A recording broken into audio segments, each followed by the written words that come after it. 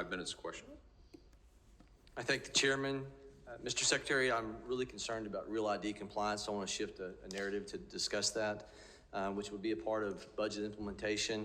Real ID, under your administration says by 2025 there will be compliance.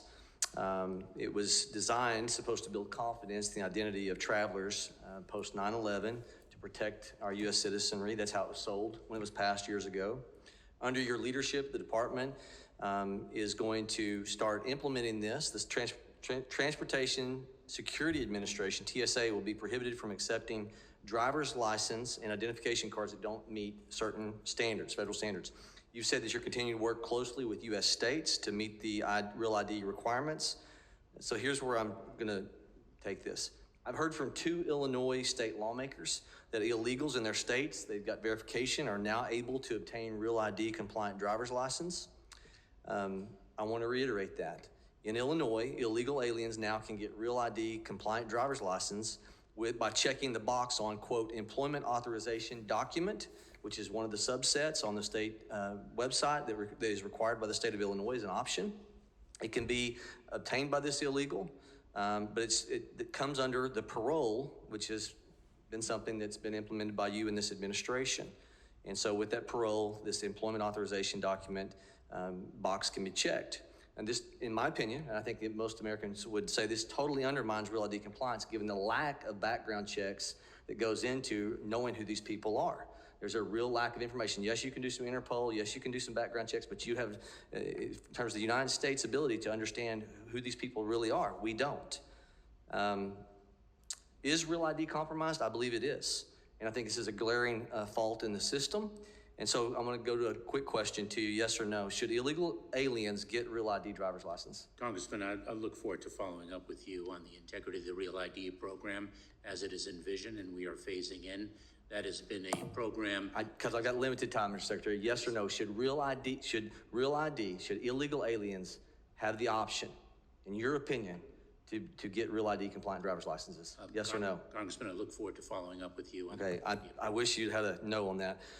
Next question. Should illegal aliens vote? As Illinois and New York, we know that they're voting. Should illegal aliens be allowed to vote in this country? Yes or no? It is my understanding that illegal aliens cannot vote in federal elections. Are they allowed to vote? The answer is yes. In New York and in Illinois, they are allowed to vote. And so whether it's federal elections or others, my question to you all ago, I'd love your answer. Should they be allowed to vote? Congressman, that policy issue is outside the remit of the Department of Homeland Security. It is our obligation. I need to move on for time. I'm sorry.